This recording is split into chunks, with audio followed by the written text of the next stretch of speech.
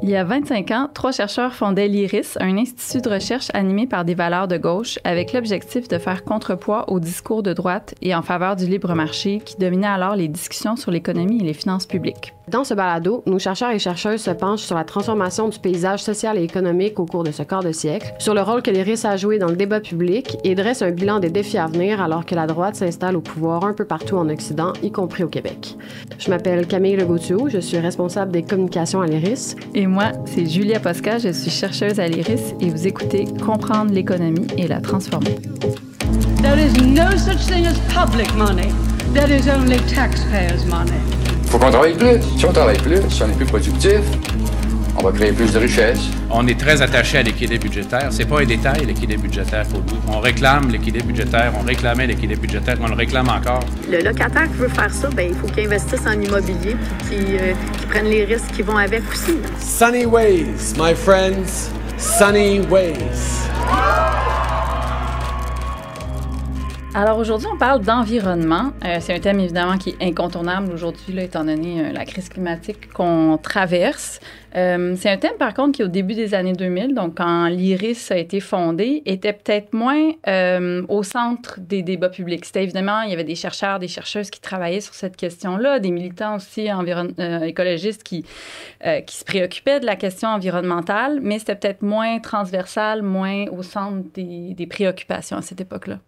Oui, et aujourd'hui, on va aussi essayer de comprendre pourquoi et comment les pouvoirs économiques et politiques ont été façonnés par le néolibéralisme sur la question de l'environnement, comment ce discours-là s'est transformé dans les 25 dernières années, puis comment, justement, ça l'a impliqué de se réajuster au niveau de la recherche, sur l'orientation de la recherche en environnement. On va aussi parler de grands enjeux qui ont marqué le Québec dans les dernières années sur l'environnement, GNL Québec notamment, qui a été d'ailleurs le lieu de rencontre ou le dossier grâce auquel nos deux invités aujourd'hui se sont rencontrés. Bertrand Scheper et Colin Pratt, je vous laisse vous présenter. Oui, bonjour, Bertrand Scheper. Je suis chercheur à l'IRIS depuis 2003-2004, environ 2005, là, dans ces eaux-là. Je travaillais sur les questions environnementales et sur plein d'autres choses. On va en parler tantôt. Oui, c'était en 2019 que j'ai commencé une première collaboration avec l'IRIS. C'était dans le cadre du dossier GNL Québec. C'est curieux, là, je vais comme remercier GNL Québec d'avoir existé parce que sans ça, je ne serais pas ici et je n'aurais pas rencontré Bertrand. Bertrand qui a été comme il est encore un mentor sur le plan de la recherche à l'IRIS. Super. Je pense que c'est quand même un incontournable. Si on veut parler de l'évolution du discours de la droite sur l'environnement, on ne peut pas passer sous silence toute la question du déni de la crise climatique, qui a été quand même un élément structurant de la question environnementale. Surtout, en tout cas, je pense avant la création de l'IRIS, je pense plus que c'est autant structurant qu'avant, même si c'est encore présent. J'aimerais qu'on en discute un peu, justement, pour approfondir un peu ce sujet-là. Je suis allée sortir un petit texte sur le site de l'Institut économique de Montréal, qui est un think tank de droite pro-marché, je pense créé en 1999, qui est beaucoup intervenu sur cette question-là. Je vais vous lire le texte parce que je pense que c'est assez représentatif, en fait, de l'offensive de ces groupes-là sur la question environnementale, puis de la diffusion d'un discours climato-sceptique qui a vraiment beaucoup marqué cet enjeu-là au début du siècle. Alors, je vous lis ça. En fait, le texte commence... Donc, le texte débute par « Pourquoi il faut lutter contre les changements climatiques ». On a 2 paragraphes qui, concèdent certaines affaires et ça se poursuit ainsi. Les changements climatiques n'ont pas que des effets négatifs.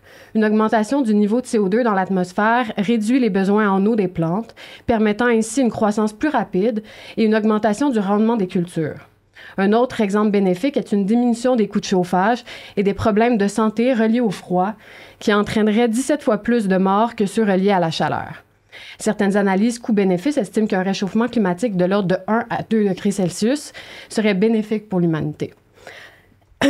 Alors, j'ai pris cet extrait-là parce que je pense que c'est représentatif d'une des formes du déni de la crise climatique, c'est-à-dire cette stratégie-là de communication qui ne consiste pas nécessairement à convaincre de l'absence d'un réchauffement climatique, mais qui essaie de mettre en doute et créer de l'incertitude par rapport à son existence ou à la gravité de son impact sur l'environnement. Et pour gagner ton débat, finalement, tu as juste besoin de montrer que c'est un sujet qui mérite encore d'être débattu. Et là, pendant ce temps-là, ben, on ne discute pas de comment agir sur le sujet. Je sais que vous avez quand même suivi un peu cet enjeu-là.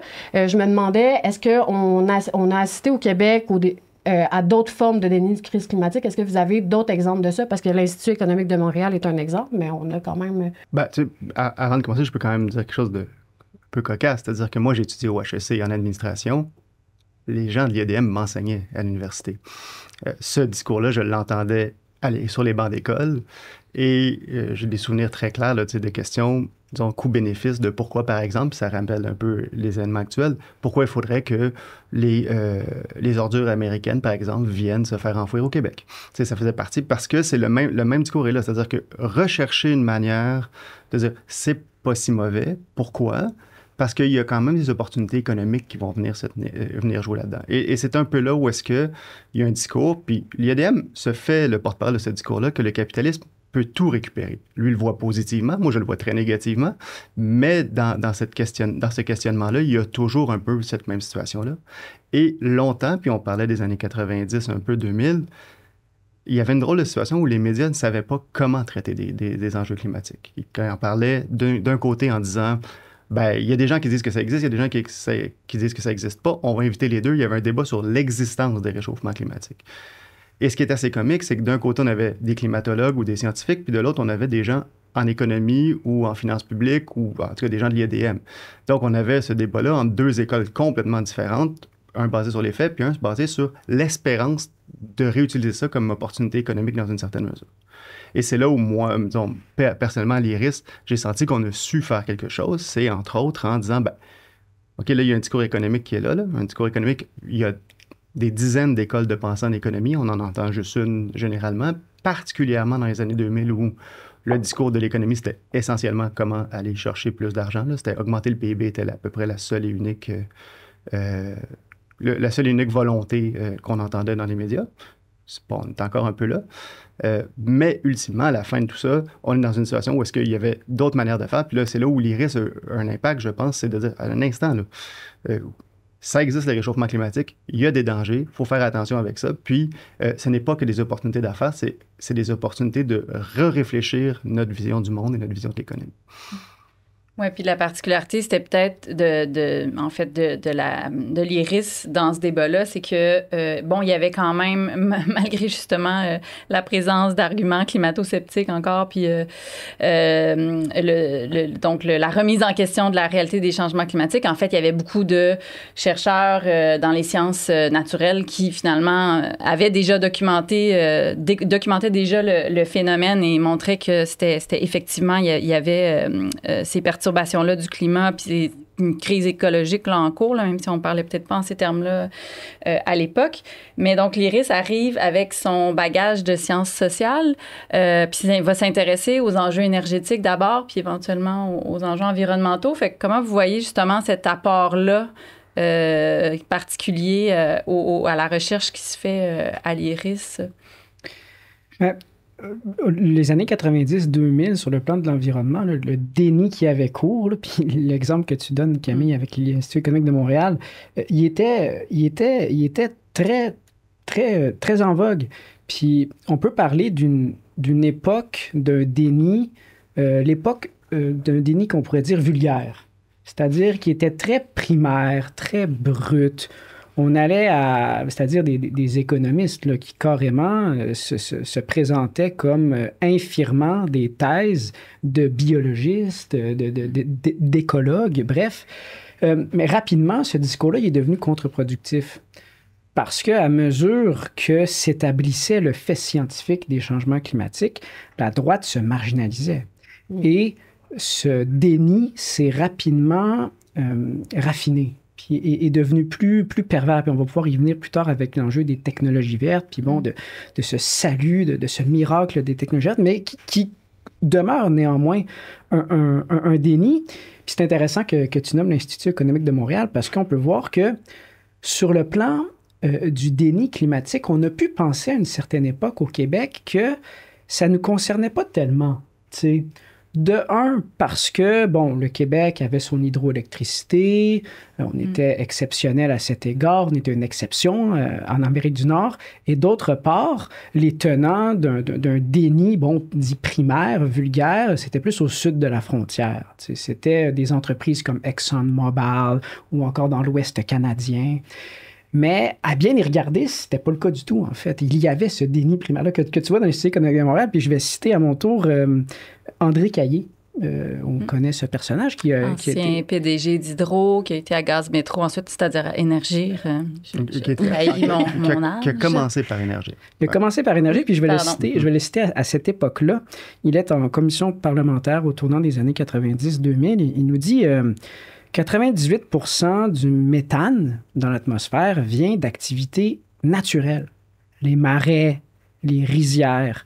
Donc, je pense, là, je cite André, je pense que l'effet, la contribution de l'industrie, finalement, elle est insignifiante. Et il poursuit, il dit, du CO2 dans l'atmosphère, il y en a toujours eu.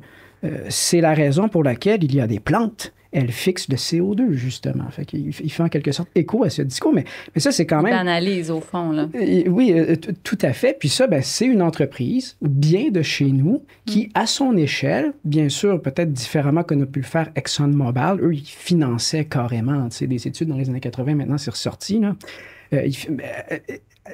Gaz métropolitain, à sa façon, a affiché ce forme de déni-là. Donc, le rôle de l'IRIS, c'était d'une part de montrer que les changements climatiques étaient un enjeu à se préoccuper, et d'autre part que le Québec avait ses squelettes et avait ses torts, contrairement à ce qui était mis de l'avant. Fait que c'était de démonter le discours du gouvernement et aussi du secteur privé.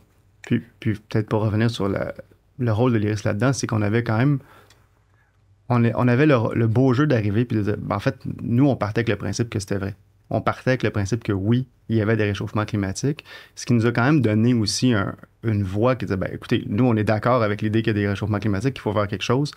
Puis là, vous poussez des projets de développement un peu partout, parce que la citation que tu nous donnes d'André Caillé, les ministres libéraux, lorsqu'ils voulaient développer le gaz de schiste, si je ne me trompe pas, la vice-première ministre du Québec avait déclaré quelque chose de sensiblement similaire, du genre que le méthane, c'était les vaches en produisaient, donc c'est naturel. Ils en produisaient plus que les puits de gaz. Oui, c'est ça. Nathalie Normando avait dit ça autour de... dans les années 2010. Et donc ça, c'est un discours ambiant. C'est le discours... En fait, je ne pense pas que les gens qui disaient ça étaient dupes, en fait. Je pense que... c'est clairement, c'était une stratégie de relations publiques. Et ça nous amène aussi à un des rôles de l'IRIS, c'est qu'on a souvent dû avoir affaire à attaquer les positions de relations publiques mises en place par ces industries-là, en grande partie par le gouvernement qui voulait développer des projets d'exploitation. Et ça a été une des manières de le faire, c'était d'attaquer ces positions de relations publiques-là à travers, en fait, des calculs, des données, des démonstrations chiffrées provenant de sources fiables, souvent Statistique Canada, l'ISQ ou d'autres, ou du gouvernement lui-même, qui était bien pogné pour répondre à nos questions. Mais avec ça nous amenait à devoir, justement, placer ces mêmes acteurs-là devant leurs propres contradictions. Donc, différentes formes. Colin, tu l'as quand même rappelé. Bon, le fait de nier le fait qu'il y a des causes, que la cause est humaine. Donc, le réchauffement climatique est naturel, puis bon, on peut pas vraiment interagir. Sinon, une négation qui est comme un peu plus de l'ordre, qui est plus radicale, presque complotiste. Ça existe pas, puis c'est dans la tête des gens. Il y a eu même une autre suite à ce discours-là qu'on pourrait dire qui est, OK, d'accord, c'est vrai, ça existe. OK, d'accord, c'est vrai, le Québec aussi génère des... Mais dans le fond, là, on en fait moins que les Chinois. Puis tant que les Chinois en font pas moins, pourquoi nous, on changerait notre mode de vie? On a Hydro.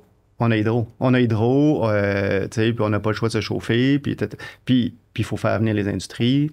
Comme si on n'avait jamais eu la possibilité de se poser la question si on ne voulait pas réformer la manière dont ces industries-là pouvaient agir sur le territoire, d'une part, et d'autre part, si on n'avait jamais réfléchi à comment on pouvait améliorer nos processus. Donc, en fait, c'est assez drôle parce que ce discours-là, c'est il y a les Chinois qui en font plus. Si on regardait les données par habitant, on n'est pas du tout à la même place. Et c'est souvent ce type de données-là. C'est-à-dire que le contre-discours dont je parlais, c'est un peu ça. C'est-à-dire, OK, les Chinois, on va les regarder. Ah oui, c'est vrai, par habitant, par exemple, on produit plus de GES que d'autres. Donc là, c'est là où est-ce qu'on peut faire quelque chose. Et la suite des choses va toujours aller un petit peu vers ça. Là, on ne nie plus le réchauffement climatique. En fait, ce qui est assez drôle, c'est qu'on accepte qu'il existe, on accepte qu'il faut faire quelque chose, mais on arrête de faire des choses. Parce que là, on accepte que ça va en contradiction avec le développement économique, alors qu'avant, on niait que les deux étaient liés les uns avec les autres. Pour rebondir un peu sur ce que tu dis, là, tu dis, là, on a une autre étape où, à un moment donné, on passe à un autre type d'argumentaire à la droite pour essayer de bloquer le mouvement écologique. Puis ça va être de dire notamment, il faut du développement économique. Et malheureusement, ces projets-là, des fois, on ne peut pas respecter à la fois l'environnement et faire du développement économique. En période de crise, surtout, c'est pratique. Il faut choisir. Je pense qu'on est un peu retourné là-dedans avec ce qui se passe en ce moment avec les tarifs. Là, on va peut-être avoir l'occasion d'en rediscuter. Mais comment vous percevez, vous, votre rôle dans ce débat-là, justement, de cette espèce d'opposition-là qu'on essaie de faire entre économie et écologie? En fait, moi, ce qui est assez drôle, c'est que beaucoup après ça, dans cette même période-là, on était dans une période où le gouvernement espérait, de diverses manières, de revenir à une forme, je dirais, là, de retour à l'exploitation des ressources naturelles. On est dans les années 2000, il y a les gaz de schiste. Rappelons-nous, c'est-à-dire que le gouvernement voulait favoriser l'exploitation de gaz de schiste par des compagnies d'extractivisme, disons, québécoises, entre guillemets, un peu partout au Québec. Il y a eu, quelques années plus tard, la volonté d'exploiter du pétrole Anticosti. Il y avait eu le plan Nord du gouvernement Charest, qui était le grand projet phare de Jean Charest, qui était essentiellement là, de favoriser l'exploitation des minerais dans le nord du Québec. Et même pas à la limite des transformer, là, juste des exploiter pour les envoyer en Chine ou ailleurs pour ensuite les faire transformer. Ce qui nous ramenait dans une forme d'extractivisme, ce qu'on a souvent aussi défini, c'est-à-dire on revient finalement une province ou un État d'exploitation de ressources naturelles qui fait très peu de transformation. Et nous, on avait beaucoup ce discours-là et ce rôle-là de contredire le gouvernement lorsqu'il nous disait c'est bon pour l'économie. Un instant. C'est bon pour certaines industries dans l'économie, mais est-ce que ça aide vraiment l'entièreté du Québec ou des contribuables qui souvent étaient appelés à payer à coup de subvention de nombreux de ces projets-là? Et à la fin de la journée, quand on y pense, aucun de ces projets-là s'est réalisé. Et puis, on pourra revenir aussi à Général Québec, mais pas uniquement parce que... j'aimerais ça dire que c'est parce que les gens ont dit qu'en environnement, ça n'avait pas de bon sens. C'est aussi parce qu'il était juste pas rentable. Le marché avait compris ça avant nos propres politiciens. Ce qui arrive souvent en politique publique, de plus en plus, les gouvernements tentent d'avoir des positions pour essayer d'attirer du capital avec les méthodes les plus faciles, qui sont souvent profiter des ressources naturelles au Québec. Donc, on surestime toujours les retombées économiques, finalement, que ces projets-là d'exploitation vont avoir. Et donc, non seulement, comme tu le dis, c'est ça, ils ont sur le plan environnemental, c'est problématique, mais en plus, ils ne donnent même pas les résultats qu'on nous vend, finalement, puis qui devraient justifier qu'on empiète sur des cours d'eau, sur la qualité de l'air et ce genre de petites futilités-là. Puis souvent, notre rôle a été de comprendre la littérature économique utilisée par ces compagnies. Je pense, par exemple, il y a eu un moment donné où est-ce que le gouvernement, en fait, voulait... c'est-à-dire, on voulait amener le pipeline de gaz, on voulait inverser la ligne 9B d'Enbridge. Quand on écoutait les nouvelles, c'était rempli de promesses et de création d'emplois. J'ai un souvenir d'être à Radio X en entrevue, puis justement d'avoir cette discussion-là, qui nous dit « là, ça va créer des centaines d'emplois. » Je dis « écoutez, là, comprenez-vous qu'inverser un pipeline, c'est essentiellement changer quelques manettes, j'exagère, là, mais changer les pitons, puis on inverse le cours. Oui, on a creusé un peu, mais on n'a pas construit un deuxième pipeline. Mais les chiffres étaient tellement mirobolants dans ce qu'on nous présentait que les gens étaient persuadés qu'on creusait un nouveau pipeline, qu'on créait de l'emploi dans la construction, quand en fait, on en crée beaucoup moins. Puis même, je dirais ça, c'est que les emplois qui étaient créés étaient à peu près essentiellement en Alberta. Mais ça, c'était pas comme ça que c'était présenté. Puis une fois qu'on lisait la littérature, on était capable de l'expliquer. Et ça, d'un côté, c'était là où l'IRIS a été utile, je pense, c'est justement utiliser la compréhension du monde scientifique sur les questions de réchauffement climatique, mais comprendre aussi, je dirais, là, les stratégies de relations publiques basées, entre guillemets, sur l'économie. Les calculs de retombées économiques, j'en ai fait une marotte à essayer de comprendre tout ça. Et puis maintenant, je les utilise avec de gros guillemets quand c'est nécessaire, mais les enjeux méthodologiques autour de ça étaient vraiment problématique et on a pu à la fois démontrer genre les failles dans ces arguments-là, mais à la fois aussi démontrer que, ben non, mais c'est juste pas rentable, les projets qui étaient comme ça, parce que jamais ou à peu près jamais ils impliquaient une forme de transformation sur le territoire québécois. Et donc, à court terme, ça peut être bon, mais à long terme, c'était toujours un problème. Et en plus, on passait notre temps à dire, ben on va faire de l'argent parce qu'on va avoir, par exemple, des redevances ou on va créer des emplois, ce qui était rarement vrai quand on regardait les données ou les politiques en place. Puis, en quelque sorte, c'est qu'on se frottait à cette nouvelle forme de déni plus raffiné qui était celui du développement durable, qui est encore en vigueur aujourd'hui. Puis, disons que le rôle de l'IRIS, peut-être qu'on laissait plus au mouvement, disons, écologiste, puis aux intervenants spécialisés des sciences naturelles, de s'attaquer à l'aspect durable de cet énoncé-là de développement. Puis, du côté de l'IRIS, nous, on prenait la part développement. Puis, on occupait ce créneau-là. Sur le plan que c'est un tel projet, par exemple, le plan Nord, il sera pas durable, mais surtout, c'est ce qu'on amène à l'IRIS, il sera pas... c'est pas un développement économique pérenne. Et ça, pour nous, ça nous amène à une vision, puis je pense qu'on l'a effleuré un peu, la vision économique qui était, je pense, qui est encore beaucoup présentée actuellement, c'est une vision très néolibérale. En fait, elle est très présentée, c'est la vision néolibérale. Il y a plusieurs écoles de pensée en économie. Moi, je crois que celle de l'IRIS se rapproche plus d'une position, tu sais, très... Ça vient d'Aristote, là, donc, sont assez originelle de ce qu'est l'économie, là. Économie qu'on pourrait dire oikos, tu sais, qui est essentiellement une position qui veut dire la saine gestion de la maisonnée. Là, on s'entend, on ne parle pas d'une petite maison dans laquelle on passe le balai, mais d'imaginer là, un village ou une communauté dans lequel on réfléchit à améliorer le sort des gens avec ce que nous, on appelle aujourd'hui l'économie, mais on s'assure aussi que c'est un lieu sain où bien vivre.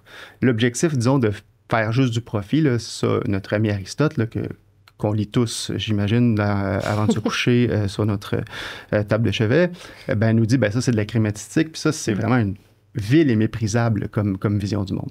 Et en ce sens, je pense que, tu sais, quand on pense à l'IRIS, quand on pense à la réflexion sur l'environnement, elle ne vient pas uniquement d'une volonté de dire « Ah, il y a trop de GS, il faut faire quelque chose ». C'est une vision qui est globale et qui prend en compte que le développement peut exister, mais si on veut vraiment faire du développement durable, il faut développer autre chose qu'uniquement la sphère qu'on dit économique aujourd'hui. Et au contraire, il faut que l'économie fasse partie d'un paquet d'autres choses qu'on pourrait appeler la lutte aux inégalités, qu'on pourrait appeler l'environnement, qu'on pourrait appeler la culture, qu'on pourrait appeler plein d'autres choses qu'actuellement, on fait peu. En fait, on fait peu. Oui, ce qui est donc pas du tout la vision qu'avait dans les années, on va dire, 2005-2015, le Parti libéral du Québec. Et le Parti conservateur au Canada. Mais encore absolument, qui était beaucoup plus aligné sur, justement, les intérêts de l'industrie, beaucoup plus à l'écoute des lobbies notamment de l'industrie minière, par exemple. Et donc, qui ont vraiment...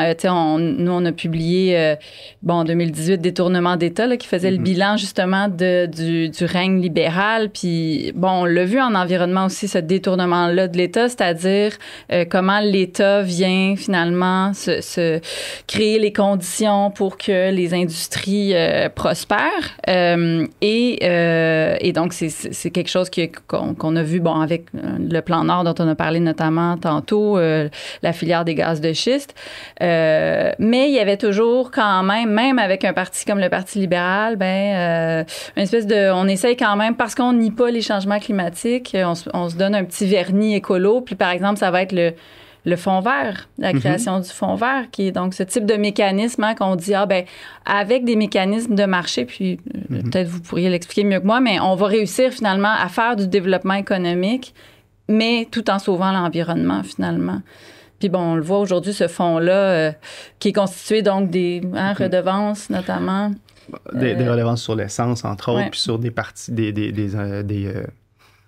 redevances que doivent payer les compagnies polluantes ou en tout cas qui utilisent les hydrocarbures, disons, doivent cotiser. Puis une fois qu'il y a une cotisation, il y a un fonds dans lequel on devrait normalement se développer et être capable de payer des subventions pour des projets qui seraient environnementalement intéressants. Le problème avec ça, c'est comment on utilise cet argent-là. Puis ça, quand on l'utilise, ce qu'on comprend a été plutôt rare, mais lorsqu'on l'utilise, on l'utilise pour aider les mêmes personnes qui ont cotisé. Donc, ça veut vouloir dire aider Air Canada à changer certaines ailes ou certaines pièces sur leurs avions, ce qu'ils auraient pu faire par eux-mêmes, mais là, on va le faire sur la base que ça va peut-être avoir des effets environnementaux intéressants.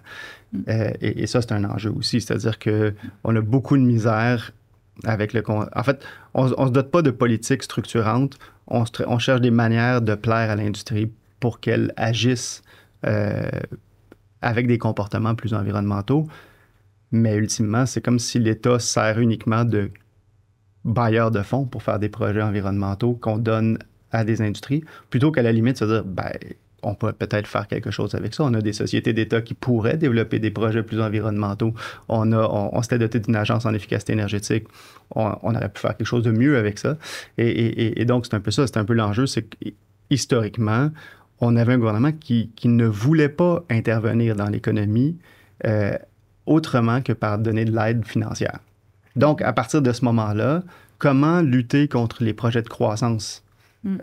Qu'ils soient bons ou mauvais, parce qu'il y en a des bons, mais comment lutter en faisant uniquement donner de l'argent sans modifier les lois, par exemple, ou en modifiant très peu les lois, et on avait la politique de la carotte, mais pas celle du bâton, je dirais, comme tel. C'est un gouvernement qui voulait introduire aucune contrainte, alors que la science nous dit depuis, c'est ça le rapport de Rome halte à la croissance, non, il faut justement qu'il y ait des limites, il faut contraindre l'activité économique.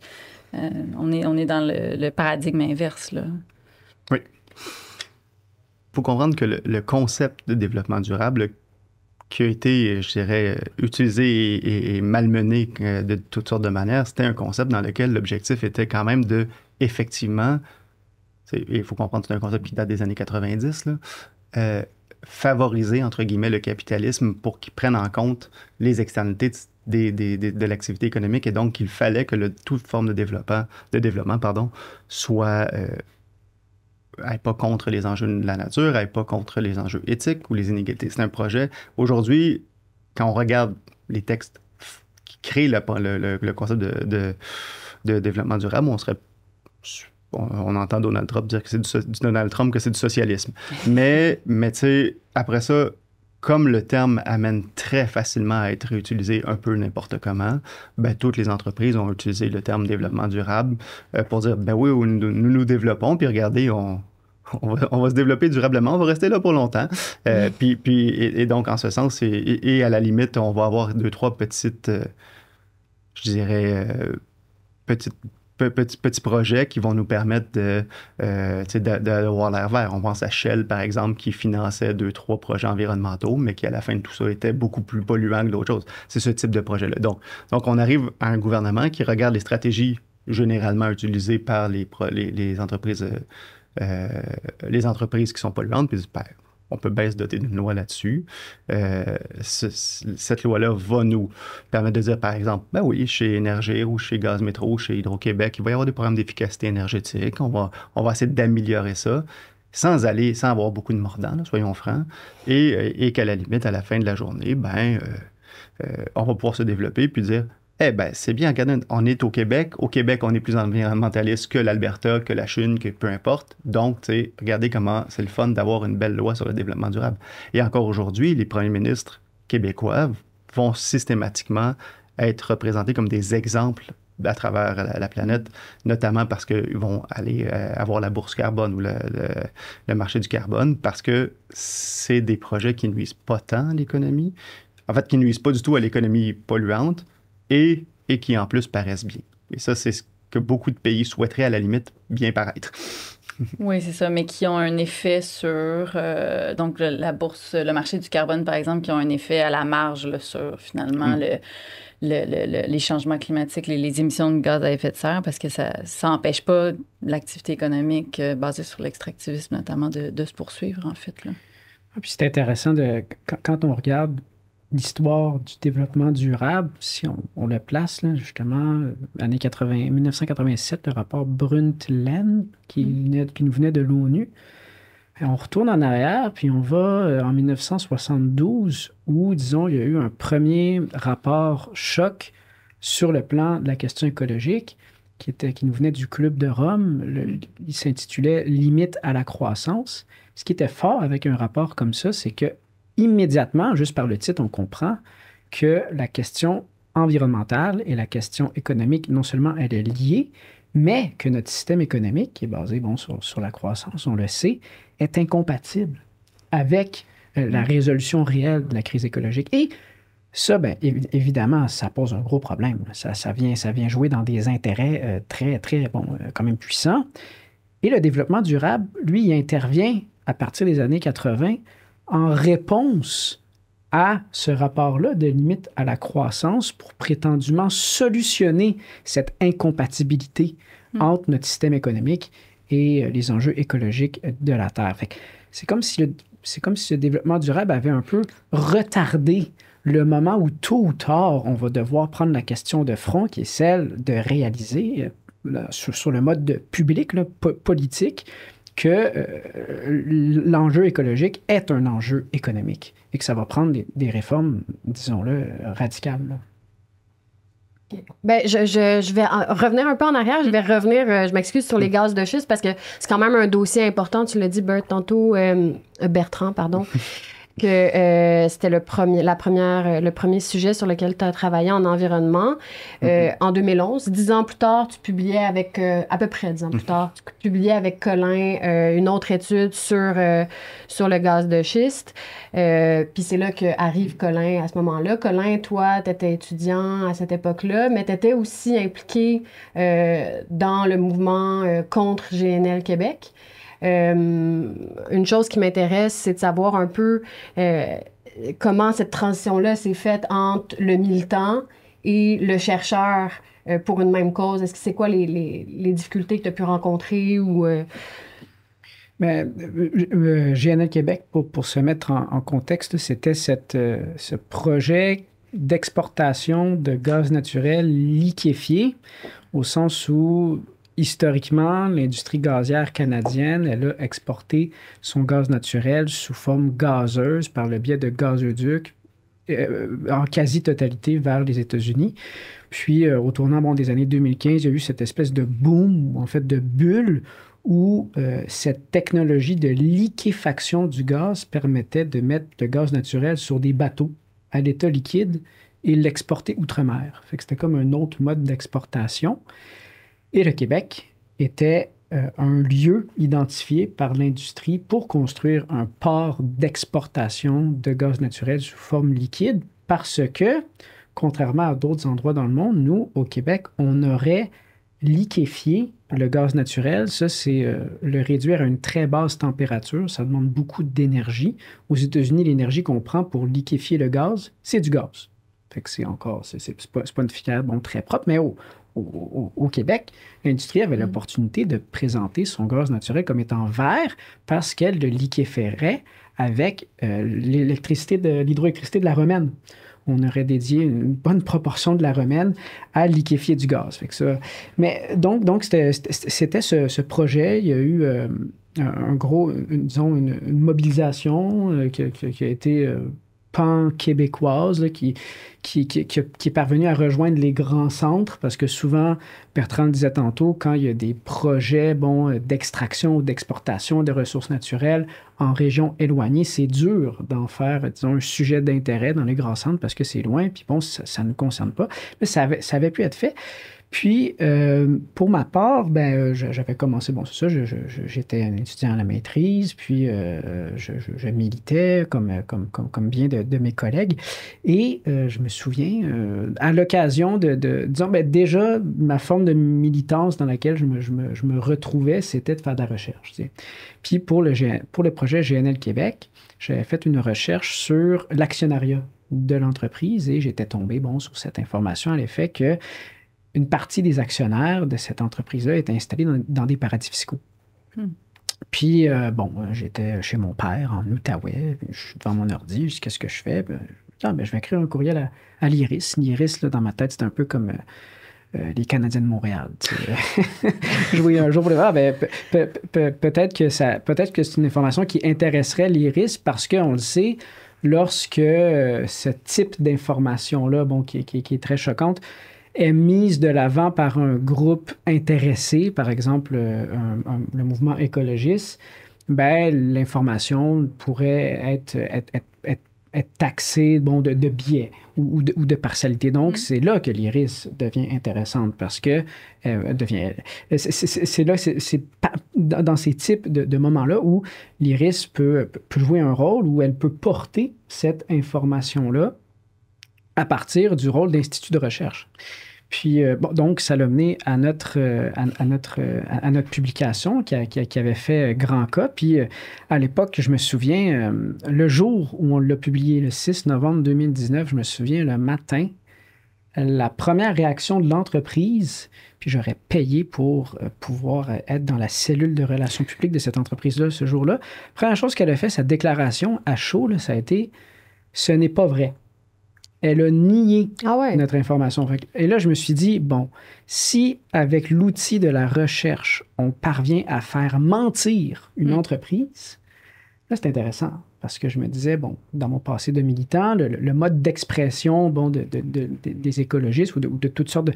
Souvent, bon, ça peut être, par exemple, l'action directe. Et puis là, je me disais, une recherche peut avoir, en quelque sorte, les mêmes effets qu'une action directe, mais avec un médium différent, qui est dans ce cas-ci la recherche. Puis en plus, j'ai réalisé, en plus, je peux être payé pour ça, puis pas me mettre en danger.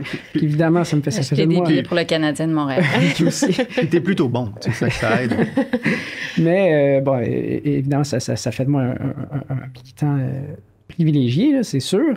Fait que ça a comme été une révolution épistémologique dans ma tête, là, au sens où une action directe peut prendre la forme d'une recherche engagée, mais néanmoins rigoureuse. Néanmoins tellement rigoureuse que l'entreprise est obligée de mentir pour s'en défaire. De mentir, puis ensuite de revenir sur ses propres propos. Parce qu'après avoir menti dès le départ... Et là, c'est à voir. Parce que est-ce que c'est un enjeu de relations publiques ou est-ce que c'est même à la limite le dirigeant de cette entreprise-là qui ne savait pas d'où venaient ses propres actionnaires? Ça, c'est une bonne question, mais est obligé de dire « Ah non, finalement, c'est vrai. Ah non, finalement, c'est vrai, ces actionnaires viennent d'ailleurs. Puis ah oui, c'est vrai que les retombées économiques, il y en a une partie qui s'en vont dans des paradis fiscaux. » Ah ouais, OK. Ça pourrait être une stratégie de relations publiques parce qu'à partir du moment où tu nies, il y a un doute et là, peut-être que c'est les chercheurs de gauche qui sont dans le tort parce qu'ils sont biaisés. Sauf que le problème, c'est qu'on avait utilisé leurs propres états financiers pour le démontrer. Et donc, c'est un peu compliqué pour eux de venir dire « Ah non, ça n'existe pas. » Tout comme... ça, c'est ça l'intérêt, à notre avis, de faire de la recherche de ce type-là. Puis on peut revenir un peu sur le plan Nord. En fait, c'est un peu le même principe qu'on avait fait, c'est-à-dire que j'avais fait à l'époque. On avait regardé les prétendues retombées économiques du plan Nord. On avait regardé, en fait, sur quoi il se basait. Puis essentiellement, ce sur quoi le plan Nord se basait, c'était des prix historiquement hauts des métaux depuis 7 à 8 ans. Les cycles, là, pour faire ça vite, là, essentiellement, le plan Nord, on voulait développer l'industrie minière un peu partout dans le nord du Québec. Faire ça vite, là, les prix des métaux, là, ça va un peu en montagne russe, mais il y a toujours un peu, ça monte un peu, ça descend, ça monte un peu, ça descend. Et historiquement, il y a toujours, à un moment donné, dans cette courbe-là, une forme de mini-crash qui fait baisser le prix des métaux. Ça remonte tranquillement. Mais là, il n'y avait pas eu de mini-crash depuis 7-8 ans et les principes de base qu'utilisait le gouvernement, c'est de dire « Ah, ça va continuer sur la même lignée, fait qu'il n'y a pas de problème, ça va toujours en montant. » Et donc, nous, on disait « Attendez, là, c'est pas simple comme ça, vous n'aurez pas des relevances si facilement comme ça sera pas... Et vous allez dépenser beaucoup d'argent d'argent des contribuables, puis ça, c'est toujours à noter, pour finalement faire naître des entreprises qui vont juste exporter des métaux ailleurs. C'est pas si rentable que ça. » Et ce qui était assez drôle, puis ça revient un peu à faire mentir les dirigeants, c'est que lorsqu'on a publié, on avait envoyé la note au devoir en avance. Et par hasard, ça donnait que le premier ministre était en France, donc avec le décalage horaire, quand un journaliste du devoir a posé la question au premier ministre sur le plan Nord, il était obligé de répondre et de répondre à nos critiques live dans un scrum, avant même qu'on ait fait notre propre conférence de presse. Dans une mêlée de presse. Dans une mêlée de presse. J'ai dit Scrum, oui, c'est ça. Et donc, c'est un peu spécial parce que là, on a eu le lendemain notre conférence de presse où, en fait, la nouvelle était sortie, le premier ministre l'avait commenté, l'entièreté des médias était là ou à peu près. J'ai, je pense, fait ma conférence de presse en direct à RDI.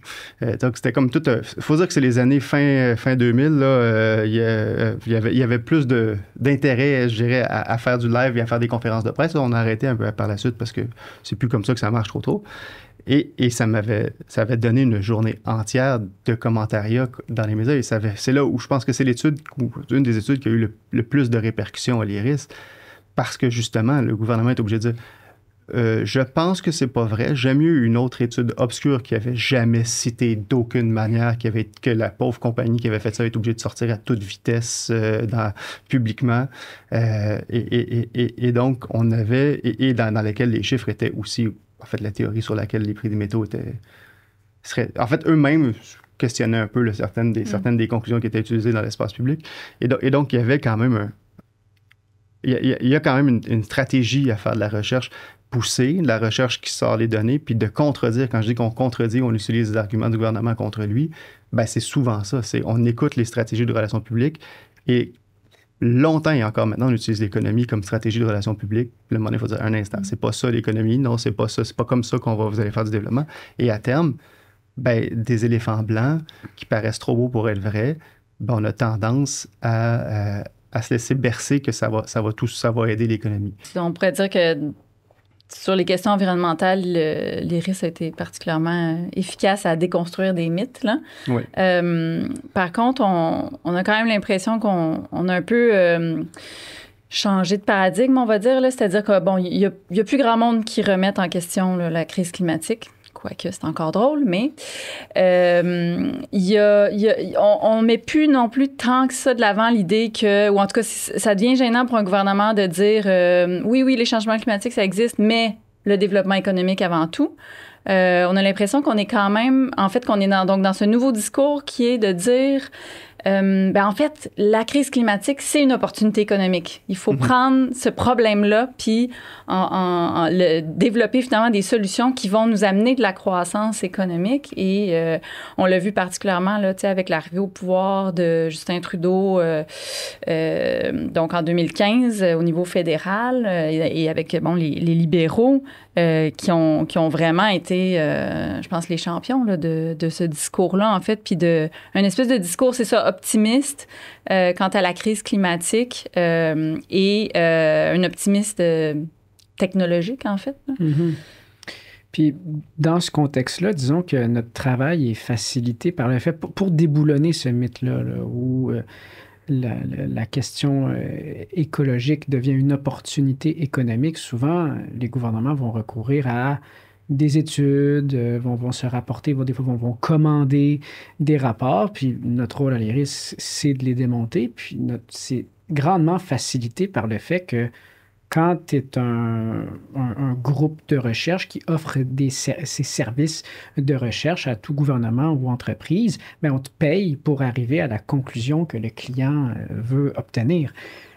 Évidemment, parfois, ça transparaît dans la méthodologie, puis ça devient très facile de trouver les failles. Puis je me souviens, dans le cas de GNL Québec, il y avait cette prétention de l'entreprise que son gaz allait être exporté en Asie pour substituer du charbon.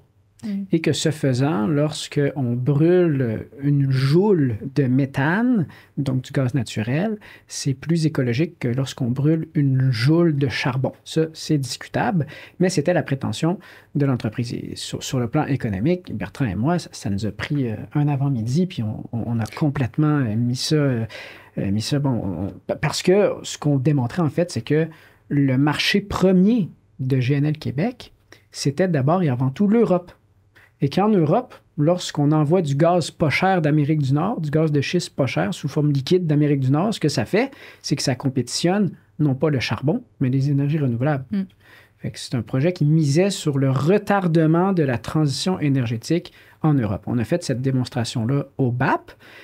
Au Bureau d'audience publique sur l'environnement. Le Bureau d'audience publique sur l'environnement, exactement, qui contredisait l'étude du promoteur. Et je me souviens même, ça c'est sur le plan, disons, économique, mais même sur le plan écologique, je me souviens, l'entreprise avait commandé ce qu'on appelle une analyse de cycle de vie pour, grosso modo, montrer que son projet, c'est du blanchiment vert, là, que son projet pouvait prétendre à la carboneutralité, bref.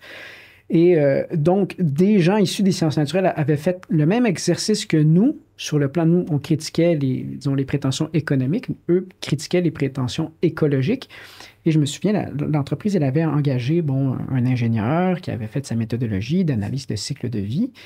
Et suite à notre passage où on démontait l'aspect économique, était venue la question écologique. Et là, ça avait été le fait d'un professeur de génie mécanique à l'Université Sherbrooke qui s'était donné le mandat là, de prendre l'analyse de cycle de vie du promoteur et de la soumettre à analyse. Puis, devant le BAP, puis c'était couvert par les médias, il a dit carrément, face à l'ingénieur, là, qui était l'ingénieur du promoteur, il a dit, écoute, si on m'avait remis ce travail-là dans le cadre d'un de mes cours, donc si un étudiant m'avait remis ce travail-là, il n'y aurait pas eu la note de passage. Et là, il démonte un à un la méthodologie biaisée Donc, tout ça pour dire que lorsqu'il est question de déboulonner les prétentions du secteur privé et même des gouvernements sur les questions économiques et écologiques, ils nous rendent la tâche plus facile parce qu'ils s'appuient bien souvent sur des recherches qui sont parfois carrément de mauvaise foi, mais qui prétendent le contraire et qui se drapent d'une autorité. Ça nous vient d'un ingénieur, ça nous vient d'une firme comptable, ça nous vient, etc., d'un consultant quelconque. Puis nous, on s'étonne que nous, avec nos peu de moyens, à l'IRIS, on est une petite équipe, somme toute, on peut aisément renverser des conclusions de firmes qui ont des chiffres d'affaires de millions de dollars. Là. Mais pour revenir sur ta question avec l'arrivée du gouvernement libéral au Canada, puis même dans une certaine mesure avec François Legault, là, avec la filière batterie notamment, il y a cette idée qu'effectivement, en fait, puis ça revient un peu à GNL Québec dans la mesure où on essaie de trouver des arguments environnementaux pour faire des projets qui pourraient être éventuellement plus polluants que d'autres. La filière batterie, c'est de dire, c'est bon, on va avoir besoin de batterie, ça va être utile pour l'industrie de l'automobile. On ne se pose pas la question si on a trop d'automobiles. Ça, c'est pas la question qu'on se pose. Mm-hmm. En fait, nous-mêmes, on avait des grands questionnements sur la réalité de la faisabilité de ce type de projet-là. Et c'est généralement, quand un gouvernement ne veut pas trop expliquer pourquoi il fait quelque chose, ça donne une petite puce à l'oreille là, de qu'est-ce qu'il y en est.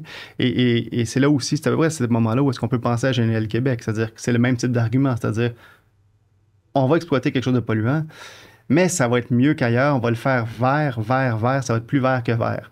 Mais ça, souvent aussi, quand on gratte le vernis, on trouve que c'est pas vrai puis que c'est un enjeu. Il y a beaucoup... il y a la filière batterie pour l'électrification des transports, il y a l'hydrogène vert, il y a la captation du carbone. Donc, plein de technologies qu'on nous présente qui vont permettre de réduire drastiquement les gaz à effet de serre. Puis là, évidemment, on oublie que la crise écologique, c'est pas juste des émissions polluantes, c'est aussi une réduction de la biodiversité, c'est l'érosion des sols, des berges, c'est la pollution, c'est-à-dire, la pollution atmosphérique, mais c'est aussi... donc, c'est plein d'autres crises. C'est pas juste la pollution atmosphérique, en fait, qui est générée par, notamment l'industrie fossile. Mais là, c'est ça. On voit, donc, le gouvernement libéral donner des sommes à ces filières-là. Parce que, par ailleurs, c'est ça, on se dit, ça va être bon pour l'économie. On va devenir des champions de l'économie verte, là. Puis, il faut le mettre entre guillemets, parce que, justement, il y a toujours il y a toujours un aspect qui semble être mis de côté par rapport à l'empreinte matérielle de ces nouvelles industries-là, puis de ces nouvelles technologies dites vertes, là. Non, vas-y. Ça, c'est tout un défi. C'est-à-dire qu'une fois qu'au Québec, on a réussi à établir que la question des gaz à effet de serre nous concerne malgré le fait qu'on a Hydro-Québec. Ensuite, le deuxième pas, ce que tu mentionnes, Julia, c'est de s'attaquer à la diversité de la crise écologique qui n'est pas seulement climatique. Climatique, c'est les gaz à effet de serre qu'on envoie dans l'atmosphère qui devient saturé, ça fait un effet de serre, ça augmente la température de la Terre.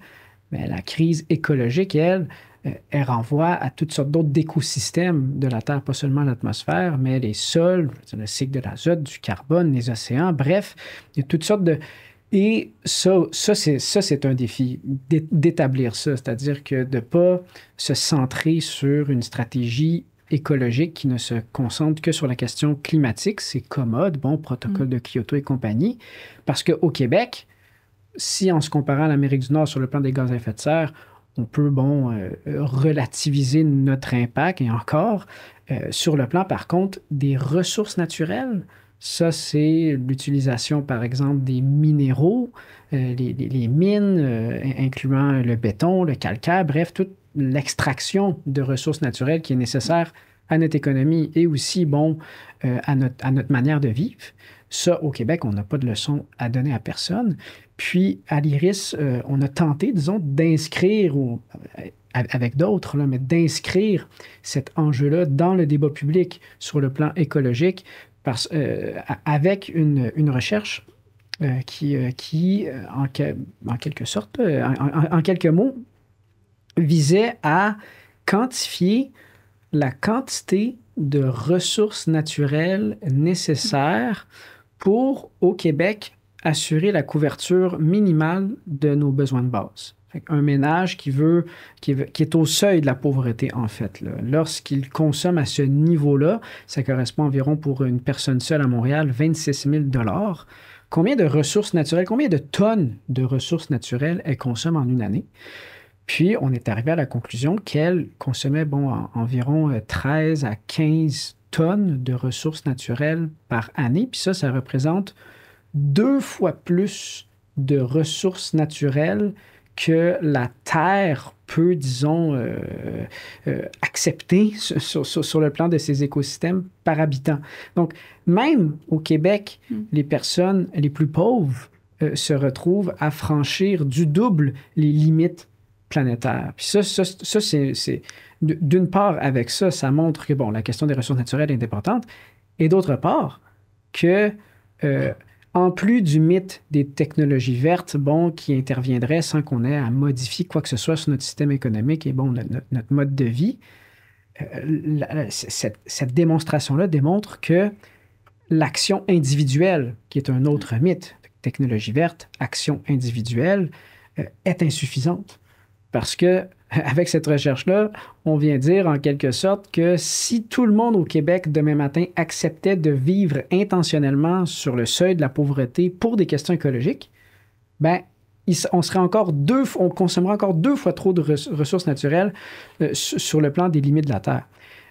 Et que donc, ça, d'une part, ça vient, disons, déculpabiliser les individus. Là, c'est la question de la transition écologique, ça ne peut pas reposer sur les épaules des individus. Le discours « acheter, c'est voter » a ses limites.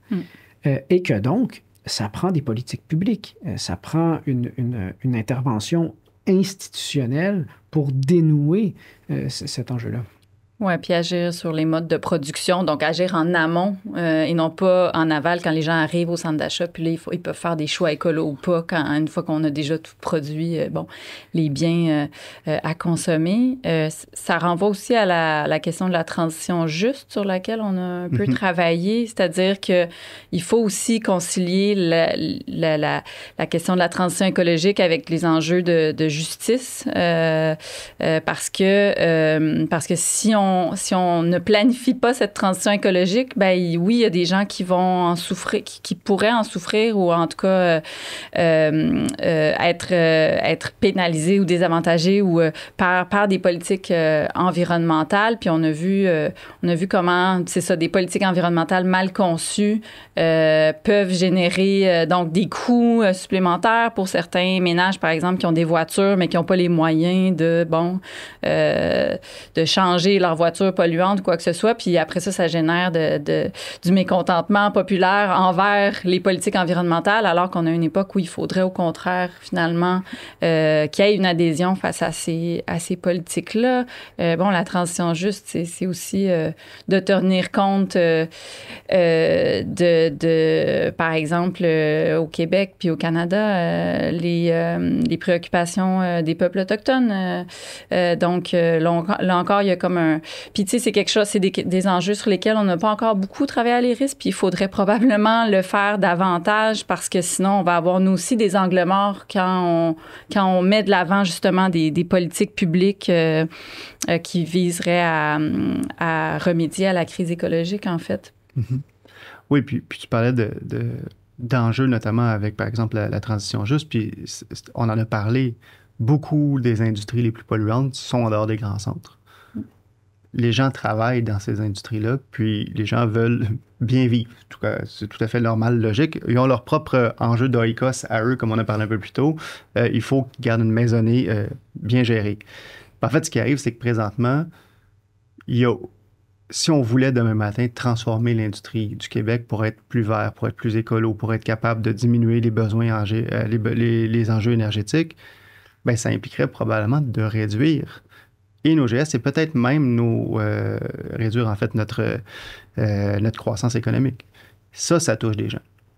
Et ça, s'il y a un pas que les gouvernements seront pas prêts à faire, et encore, les entreprises encore moins, c'est de se réfléchir à, OK, mais si demain matin, par exemple, là, une bétonnière en Gaspésie doit fermer parce qu'elle est trop polluante, parce que c'est des vrais enjeux. En fait, ils vont préférer qu'elle ferme pour des enjeux économiques peut-être reliés au fait qu'ils sont trop polluantes puis qu'à la limite, ils n'ont plus de clients pour ces raisons-là, que de venir dire, que de décider qu'ils polluent trop et donc on ne leur donne pas les permis de polluer tels qu'ils le souhaitent.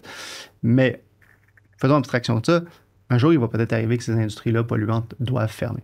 Puis c'est vrai au Québec, c'est vrai au Canada. Là. C'est-à-dire le pétrole des sables bitumineux est un des plus polluants au monde. Un jour, peut-être, l'Europe va décider qu'ils ne les achètent plus pour ces raisons-là.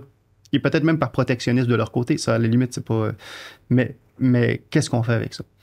Et là, présentement, il n'y a pas de plan de cette transition-là, de ces industries les plus polluantes. Qu'est-ce qu'on va faire? Le jour où ils vont fermer pour des questions environnementales, là, ça va créer du mécontentement très, très élevé. Il n'y a pas de gouvernement qui va pouvoir, qu'il soit de gauche ou de droite, rendu là, pourra pas gérer grand-chose avec ça. Et donc, ce qui est important à faire, je pense, c'est de planifier cette transition-là. Planifier qu'à terme, arrêter de faire semblant que l'environnement puis l'économie sont à ce point-là séparés, puis d'accepter qu'ils viennent ensemble pour se dire, bon, là, on a un enjeu. Telle bétonnière est trop polluante en Gaspésie. Un jour, elle va devoir fermer. Comment on diversifie l'économie dans cette région-là? Et ça, le gouvernement ne fait pas ça, ne prend pas ce rôle-là. Puis en fait, il n'y a personne qui prend ce rôle-là. Et c'est plus facile pour le marché, après ça, de faire ce qu'il veut, puis d'arriver avec ce qu'il veut, puis de dire, d'accord, fermez-nous pas, on va être 5% moins polluant. Fermez-nous pas, nous, on est dans une ville où on pollue, puis on empoisonne en partie la population. Écoutez, économiquement, on est tellement fort dans la région que si on va juste... On va pas se fier au protocole, puis on va juste faire autrement, puis le gouvernement va dire oui. À un moment donné, si on veut être capable d'avoir des mesures structurantes en économie puis en environnement, il va falloir que les gouvernements acceptent de déplaire à l'industrie.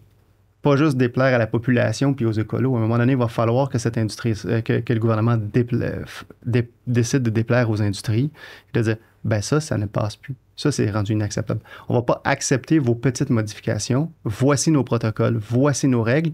Moi, je parie que ces entreprises-là, dans 80% du temps, ils vont les remplir, les protocoles. Là, actuellement, ils font juste toujours aller au plus loin qu'ils peuvent. En fait, les entreprises n'ont pas fermé suite à des propositions environnementales, ni au Québec, ni au Canada. Au Canada, même, on a décidé que, par exemple, on arrêtait de faire du charbon. C'est facile pour le Québec d'arrêter de produire du charbon. Je veux dire qu'on n'en faisait à peu près pas. Mais au Canada, quand en Alberta, ils l'ont fait, ils se sont fiés. Ils ont modifié leur manière de faire. Après ça, ils ont effectivement modifié leur manière de faire, puis ils sont arrangés pour exploiter plus de pétrole à la place. Là, ça, c'est les angles morts dont on disait, mais il y a une manière de faire des choses. Et si on commence même pas à y penser à ce plan de transition-là, lorsqu'il y aura des vrais problèmes, on sera incapable de réagir. Et c'est le message, moi, qui m'apparaît le plus important. C'est-à-dire que moi, depuis que j'ai commencé, on voyait qu'au départ, les politiques semblaient pousser des projets qui venaient de l'industrie. Après ça, on fait, OK, ouais, peut-être que ça ne marche pas, on va juste les financer puis les aider. Là, peut-être qu'on est arrivé à un moment donné où est-ce que l'État doit peut-être arrêter de toujours subventionner des projets polluants puis juste de carrément faire au contraire, dire, là, ça va faire.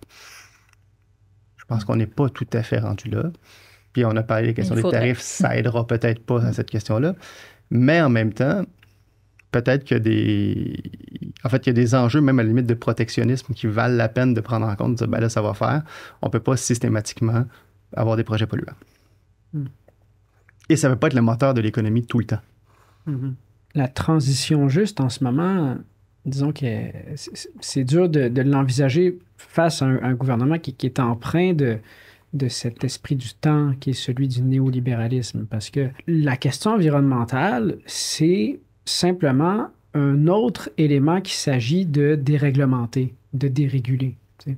Puis pour un gouvernement, d'autre part, c'est difficile dans l'ère du temps où on se trouve, qui est très néolibéral, d'intervenir dans les modèles d'affaires et de, effectivement, se mettre en porte-à-faux avec l'industrie.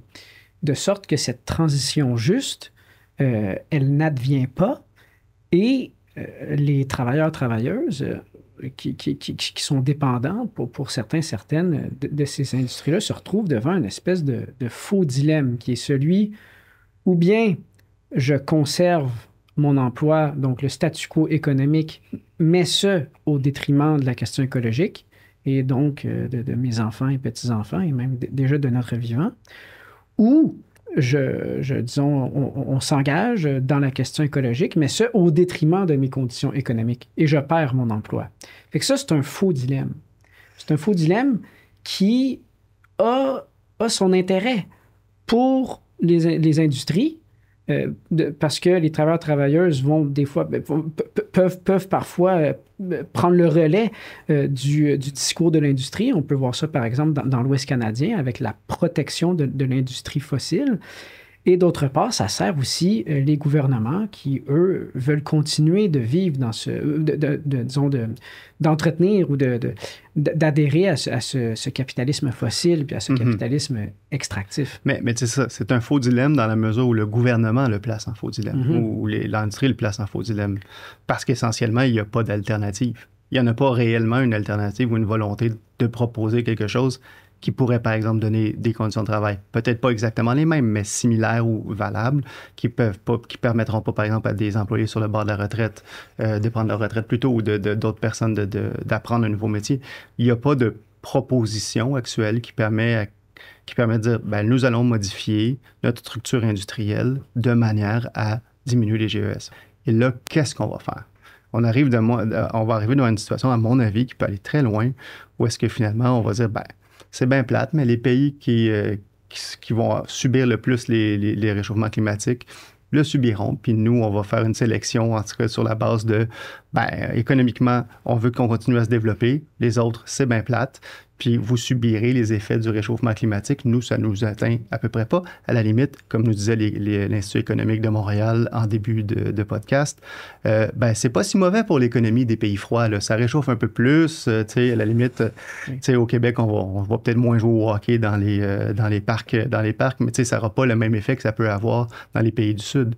Et donc, à ce compte-là, c'est une forme, tu sais, bien désagréable de croire que, tu sais, puis il y a des penseurs comme ça qui le pensent depuis les années 70, là, d'amener à une forme de, je dirais quasiment d'écofascisme, c'est-à-dire qu'on fait une sélection basée sur l'environnement ou sur la capacité de qui devrait ou qui ne devrait pas subir les effets du réchauffement climatique. Sur un mode autoritaire. Sur un mode autoritaire, parce que de toute manière, rendu là, qu'est-ce qui va arriver? On va arriver à un moment où est-ce que, ben, à la limite, on pense qu'il faut faire ça parce que sinon, ben, c'est bien plate. Si vous avez un libre arbitre là-dedans, un libre choix, ben vous allez subir les effets du réchauffement climatique. Alors que les alternatives, elles existent. C'est ce qu'on essaie de documenter à l'IRIS.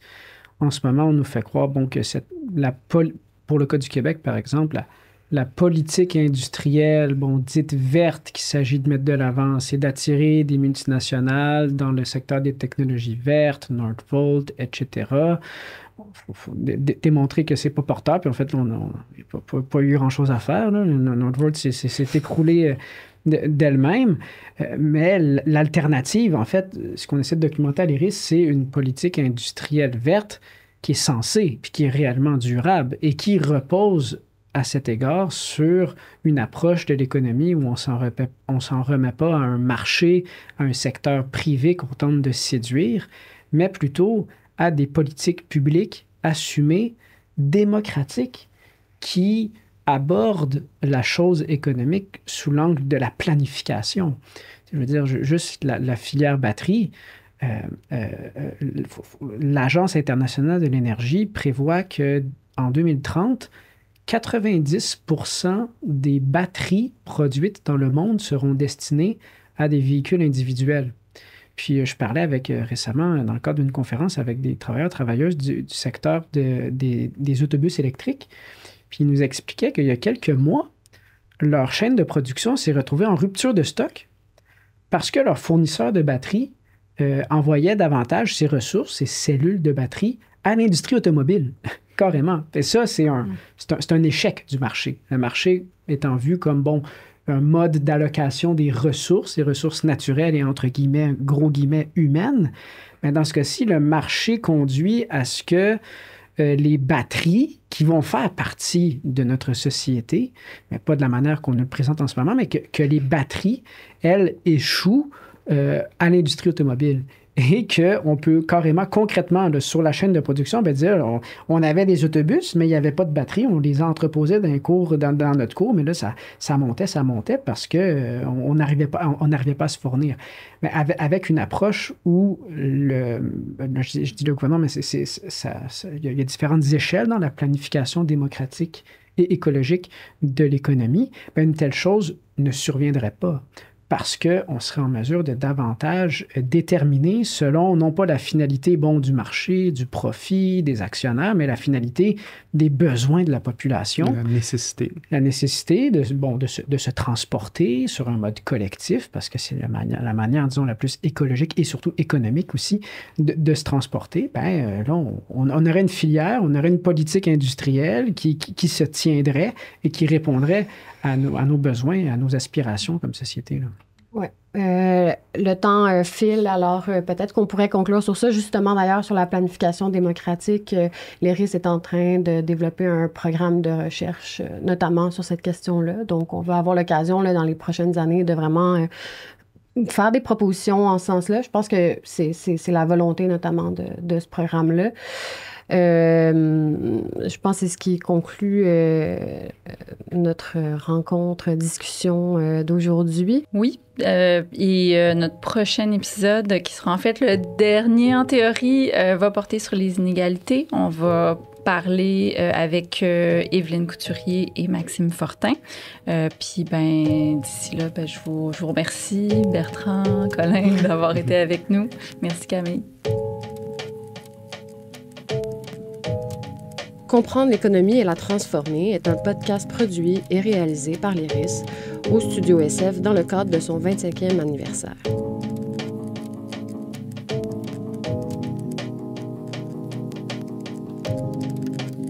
L'IRIS ne serait rien sans ses membres, organisations, partenaires et donateurs. Pour nous soutenir, visitez notre site internet au iris-recherche.qc.ca.